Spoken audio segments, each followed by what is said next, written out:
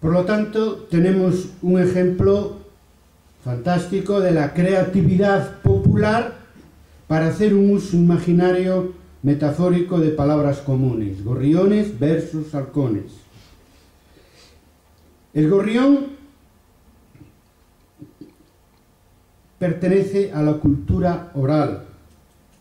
El halcón pertenece a la cultura escrita. Busqué en el mejor tesaurus de terminología y documentación medieval que tenemos en la página web del Instituto da Lingua Galega la palabra gorrión o pardal en galego, y no lo encontré, salvo algún apellido.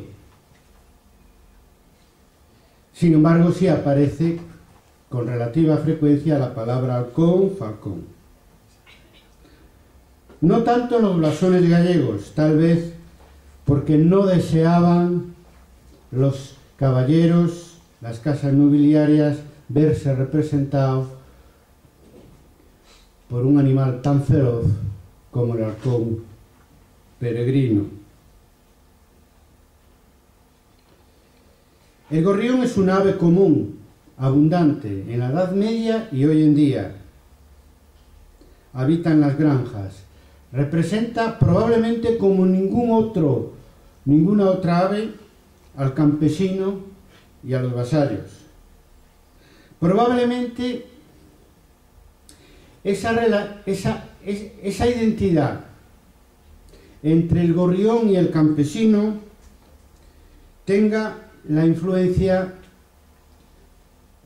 que pudo ejercer en Betanzos, que es donde al parecer se genera la imagen que tendrá enorme éxito, sin duda, en la Galicia irmandiña.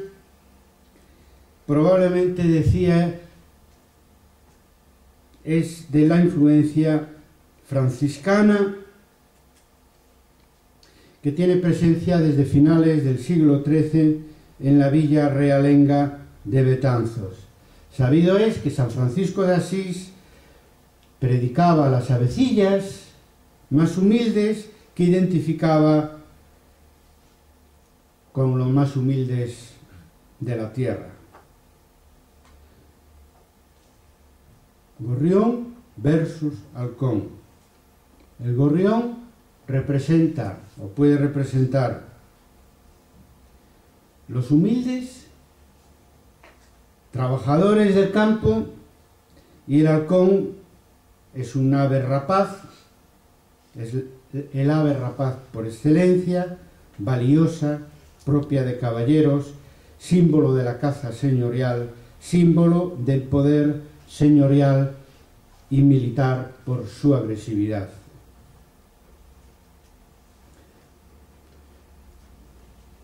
A veces, cuando decían que de las fortalezas situadas normalmente en lugares elevados, nidos de malhechores, bajaban estes para agraviar a la gente común, uno está viendo el paralelismo con ese halcón veloz que se alimenta precisamente de avecillas humildes como gorriones y palomas en la realidad de cada día. De pronto, esta situación cambia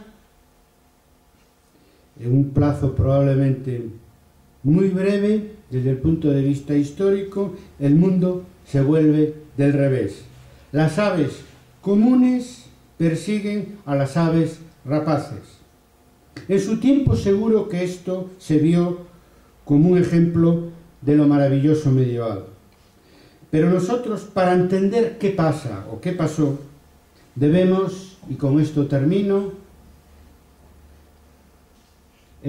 hacer la doble operación que decíamos desde el punto de vista metodológico al principio. Primero, reintegrar el imaginario a la mentalidad. Si hacemos eso, entendemos que la propia experiencia empírico-racional, los agravios recibidos por la gente común desde las fortalezas de los señores, convierte a los caballeros en malhechores halcones. y esto a su vez desata la ira justiciera contra las fortalezas y los señores, y entrando en escena el factor emotivo. Y ambas cosas, factor racional, conciencia de los agravios, y factor emotivo, la ira justiciera, lleva a los sujetos a imaginar la inversión jerárquica que llevan a la práctica, a la realidad histórica. Los gorriones corren tras los halcones. La segunda operación es reintegrar la mentalidad a la historia social, gracias a la cual sabemos que debajo de la revuelta irmandiña subyace un conflicto de clases. Pero su estallido, su dimensión, su dirección y su duración no se puede explicar sin los factores subjetivos, emocionales, inconscientes. Nada más. Muchas gracias, y si veis un gorrión, ya sabéis, respeto y admiración.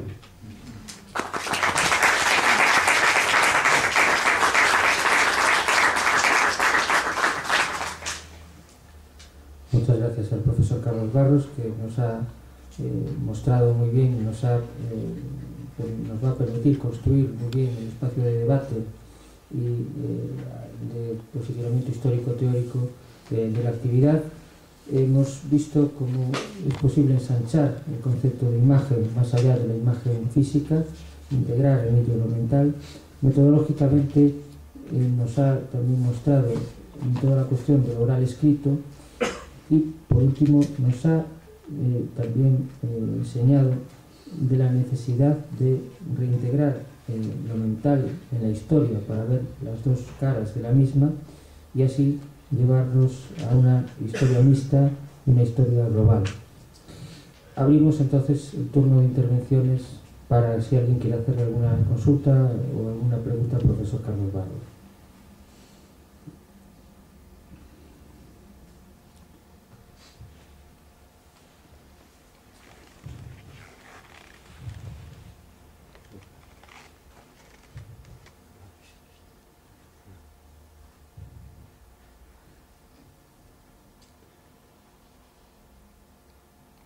A ver esos gorriones transformados en halcones para participar no debate.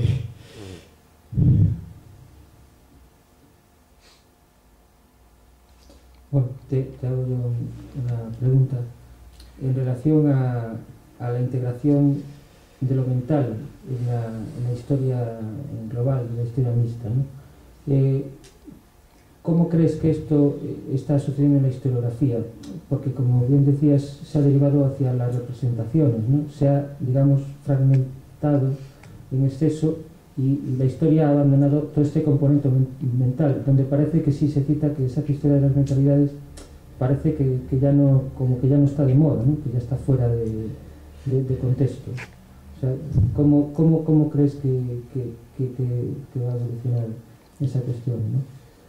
Bueno, va a depender de nuestro esfuerzo, ¿no? Yo recuerdo a mi amigo Jacques Le Goff, que hace ya años, más de 10 años, decía que la historia de las mentalidades como tal, como mentalidad global, no el fragmento imaginario, se abandonó demasiado pronto por parte de los terceros anales.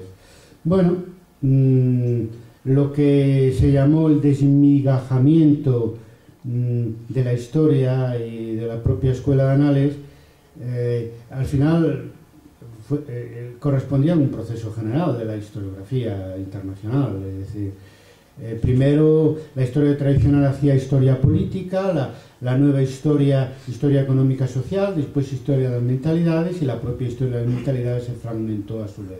Es un proceso general que ya en el siglo XXI, que es la sociedad global, tenemos que resolver, porque a mí me gusta, aquí hay muchos alumnos que han estado conmigo, me han seguido mis clases.